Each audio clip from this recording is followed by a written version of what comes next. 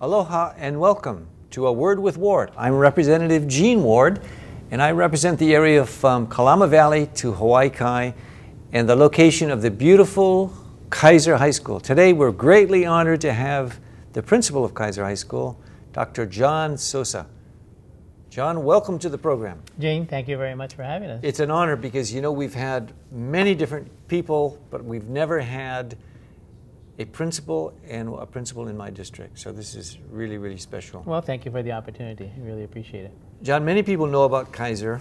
They've seen it. It's been there for quite some time, but you have become the principal as of 2008. 2008-9 school. 2008-9. Yeah. Give us a bit of your background so people can get a flavor and a sense of who John Sosa is. Real quickly, I've been in the DOE 40 plus years, and I've served as a high school principal at all levels, I served as a principal at all levels, elementary, middle school, and high school. I had a pretty long stint as principal at Waikea High School on the Big Island for 7 years. I've served as a deputy superintendent in the system, a superintendent in the system, in the Hawaii system, Honolulu District Superintendent, Windward District Superintendent, deputy on the Big Island. I took leave for a couple of years and went to Washington to go to graduate school, and while I was there, I ran a small school district in Western Washington in the San Juan Islands. Is that when you got your Ph.D. then? Yeah, well, I didn't finish my Ph.D., so that's, you know, everything but the dissertation. Just say Dr. John Sosa. Yeah, so just say John. Oh, that means, what do they call it? All but dissertation. Yeah, all but, yeah, ABD, yeah. ABD. Yeah, and, but while I was up there, I was working in San Juan Island School District. And that was a great experience because that's in the mainland framework of small school districts and local school boards. And you have to raise about 20% of the funding comes from the local property tax. And then the rest of the funding comes from the state. So it's a very dynamic, very involved kind of community effort that you put forth to basically earn the trust of the local community so that you can fund your school to the desired level that you want it. So I learned a lot in that experience. And then came back here, did some training for administrators, new administrators. And then I've always told people that the job I've enjoyed most is being a high school principal.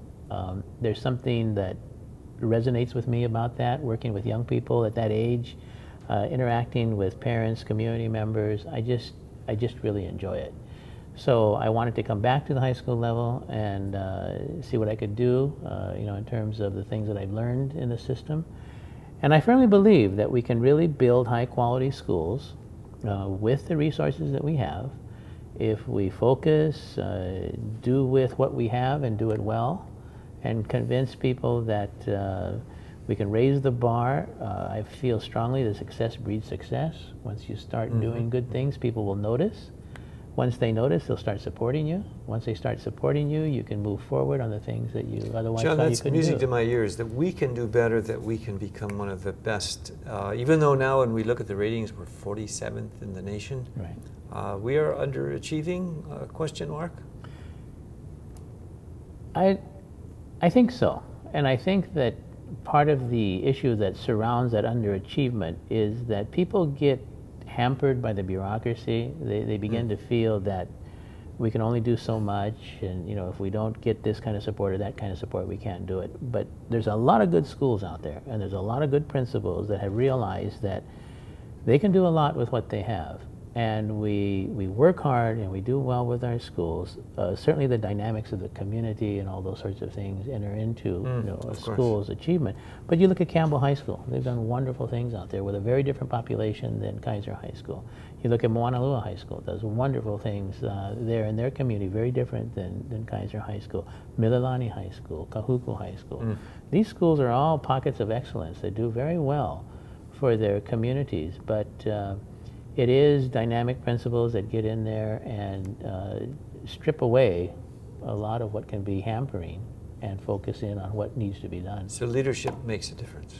I think so. To me, it's not about me. It's about the people that are in the school, the people that you work with. I tell people this all the time. While I recognize that, yes, leadership-wise, we have to set the direction and keep the focus, but the real change that occurs in a school setting, because it's a social organization, is what the staff and the students do.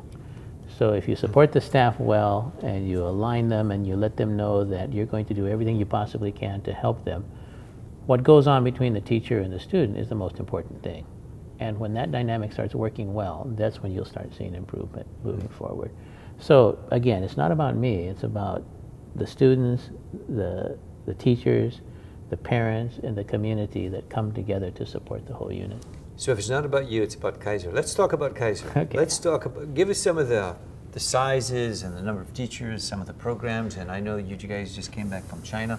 Give us kind of a profile of, some of the viewers are probably having their kids at Kaiser, they may know a few things, but if somebody's not from Kaiser, what are some of the things and some of the images and the reputation that maybe are true or not true that we should be mentioning? Well, a couple of things. One, Kaiser has always been a very good school. By any measure, it's always done usually well. one or two in its achievement scores, yeah. et cetera, right? Yeah, it's always been really up there. My mission when I went there is I wanted to make it a great school. Not just a good school, a great Not school. just good. I like want to that. make it a great school. And I like want to make it a school that can compete nationally, internationally, and quite frankly with the best private schools that we have here. We're not a private school, we never will be, but that doesn't mean that we can't provide a high quality education just like they do. I can't provide all the fringes that they provide, but I can certainly provide a high quality core education. And so the first very order of business that we went into was raise the academic bar. And we needed to find something that could brand not only our school, but the entire complex, so that people could recognize we really are embarking on a world-class curriculum. So that's when we explored the International Baccalaureate program. And so that was a cornerstone of bringing that in to Kaiser, Neo Valley, and now we're doing it to the whole complex. So the elementary schools are looking at it. And the reason that that was important is because that's a world-class program that's recognized internationally. It's the highest recognition that colleges will give to students coming in.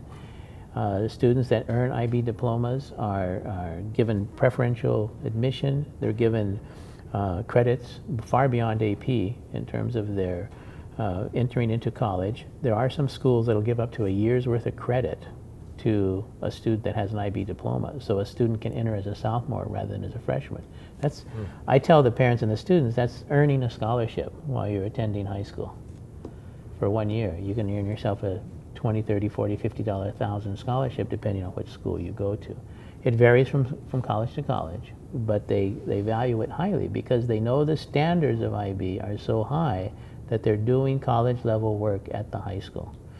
The way the IB program works for the diploma program, which is 11th and 12th grade, is the students study over 2 years the coursework, then they take external examinations that are administered by IB. The teacher is not the one that gives the grade. Who's IB?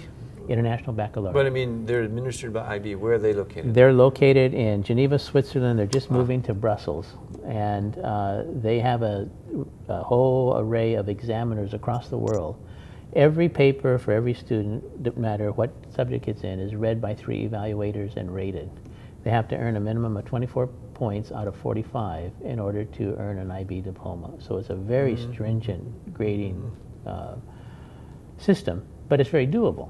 Approximately 80% of the students that enter into the IB program earn an IB diploma for the diploma program. How many students are in the IB in our program diploma now program, yeah, okay, right Kaiser now for our diploma program we started with a cohort of 55 students, which is double the number that usually start in other schools because we have such high interest.